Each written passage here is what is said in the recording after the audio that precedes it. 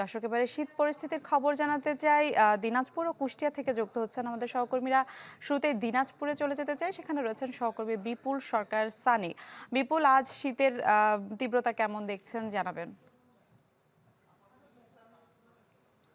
মিলা, আপনি জানেন যে শীতপ্রবণ জেলা হিসেবে দিনাজপুর পরিচিত এবং আবারও এই শৈত্য কবলে পড়েছে এই জেলা। গত 7 তারিখ থেকে 12 তারিখ পর্যন্ত এই জেলার উপর দিয়ে মৃদু শৈত্যপ্রবাহ বয়ে গেছে, যেটি তাপমাত্রা ছিল 9 থেকে 10 ডিগ্রি সেলসিয়াসের মধ্যে। এবং 13 এবং 14 তারিখে আবারও সেই শৈত্যপ্রবাহটি প্রশমিত হয়েছিল। আজকে যে তাপমাত্রা রেকর্ড করা হয়েছে 9.5 ডিগ্রি সেলসিয়াস, এবং গতকালকেও এই জেলার তাপমাত্রা ছিল 9.7 ডিগ্রি সেলসিয়াস। অর্থাৎ এই মৃদু যে শৈত্যপ্রবাহ, সেই শৈত্যপ্রবাহটা আবারও বিরাজ করছে। এবং আবহাওয়া অধিদপ্তর কিন্তু আমাদেরকে আগেই জানিয়েছিল যে যে শৈত্যপ্রবাহটা বইছিল 7 তারিখ থেকে, সেই শৈত্যপ্রবাহটি একটু বেড়ে শৈত্যপ্রবাহ প্রশমিত হয়ে আবারও শৈত্যপ্রবাহের কবলে পড়বে।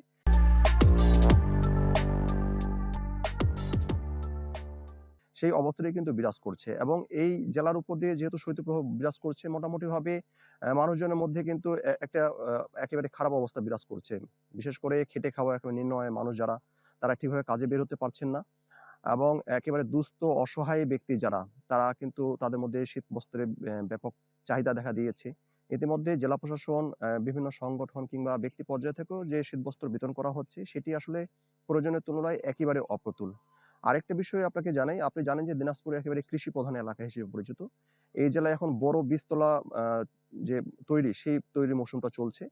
এবং এই শীত যখন বেশি হয়, সেই বীজতলা কিন্তু তৈরিতে একটু ঝামেলা দেখা দেয়। বিশেষ করে বীজের যে অঙ্কুরোদ্গমের, সেই অঙ্কুরোদ্গম ক্ষমতা কিন্তু একেবারে কমে যায়। সেই অবস্থাটা বিরাজ করছে, যেহেতু মোটামুটি ভাবে একেবারে ঠান্ডা আবহাওয়া এবং কুয়াশাচ্ছন্ন পরিবেশ। এবং এই শীতল পরিবেশে কিন্তু অঙ্কুরোদ্গম হয় না। এই সমস্যাটা দেখা দিয়েছে। এবং আপনি জানেন যে এই এলাকায় বিপুল পরিমাণে সবজির উৎপাদন হয়, সেই সবজি খাতেও বেশ সমস্যা দেখা দিয়েছে। এবং কৃষি কর্মকর্তারা যেটি বলছেন যে প্রয়োজনীয় যে পদক্ষেপ, বিশেষ করে বীজতলা ঢেকে দেওয়া, পলিথিনে ঢেকে দেওয়া কিংবা সেচ দেওয়া, এই কার্যক্রমগুলো, এই প্রয়োজনে যে পরামর্শগুলো, সেই পরামর্শগুলো দেওয়া হচ্ছে। এবং আবহাওয়া দপ্তরের কর্মকর্তারা যেটা জানিয়েছেন যে যে তাপমাত্রা বিরাজ করছে, এই তাপমাত্রা ধীরে ধীরে আরো কমতে পারে। মিলা। জি, ধন্যবাদ আপনাকে। আমরা কুষ্টিয়াতে চলে যেতে চাই। শরীফ বিশ্বাস যুক্ত হয়েছেন আমাদের সাথে। শরীফ, শীতের তীব্রতায় ঠান্ডাজনিত রোগের প্রকোপ বেড়েছে, হাসপাতালে রোগীর চাপ কেমন দেখছেন একটু জানাবেন। মিলা, আসলে শীতের তীব্রতা বাড়ার সাথে সাথে আমরা দেখেছি যে ঠান্ডাজনিত রোগের কিন্তু প্রাদুর্ভাব কিন্তু ব্যাপক হারে বেড়েছে। বিশেষ করে আমি এখন রয়েছে কুষ্টিয়ার 250 শয্যার হাসপাতালের সামনে।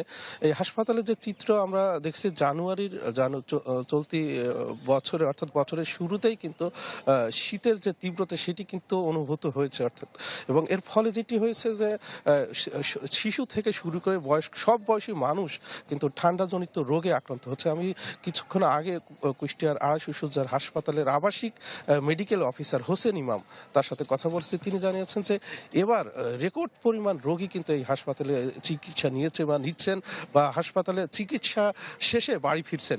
এই মুহূর্তে কুষ্টিয়ার হাসপাতালে প্রায় 400 থেকে 450 রোগী কিন্তু ভর্তি রয়েছে এইসব ঠান্ডা জনিত কারণে। এবং এই ঠান্ডার কারণে স্ট্রোক জনিত কারণও কিন্তু বৃদ্ধি পেয়েছে। বিশেষ করে বয়স্ক মানুষ, তারা কিন্তু স্ট্রোকে আক্রান্ত হচ্ছে এবং কেউ কেউ মারাও যাচ্ছেন। এবং যেটি হাসপাতালের চিকিৎসক জানিয়েছেন যে যদিও গত 2-3 দিন রোগীর পরিমাণ, অর্থাৎ শীতের তীব্রতা কমে যাওয়ার কারণে রোগীর সংখ্যাও কমছে, কিন্তু সে তুলনায় কিন্তু যে একেবারেই যে কমেছে সেটি কিন্তু না। হাসপাতালে চিকিৎসা, বিশেষ করে ঠান্ডাজনিত রোগীদের চিকিৎসা দিতেও কিন্তু হিমশিম খাচ্ছেন। এবং আমি আরেকটু কুষ্টিয়ার সিভিল সার্জনের সাথে গত রাতে কথা বলেছিলাম। তিনি জানিয়েছেন উপজেলা পর্যায়ে কিন্তু একই চিত্র, অর্থাৎ শীতের কারণে, তীব্র শীতের কারণে ডায়রিয়া সহ ঠান্ডাজনিত রোগীর সংখ্যা কিন্তু বেড়েছে। আমি কুষ্টিয়ার আবহাওয়া অফিসের ইন্সপেক্টরের সাথে কথা বলেছিলাম, ভারপ্রাপ্ত কর্মকর্তার সাথে কথা বলেছিলাম।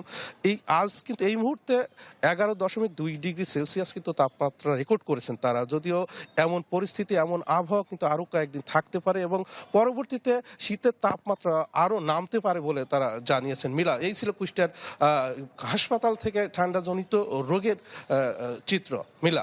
জি শরীফ, ধন্যবাদ আপনাকে। দর্শক, দিনাজপুর ও কুষ্টিয়া থেকে যুক্ত হয়ে শীত পরিস্থিতির খবর জানাচ্ছিলেন আমাদের সহকর্মীরা।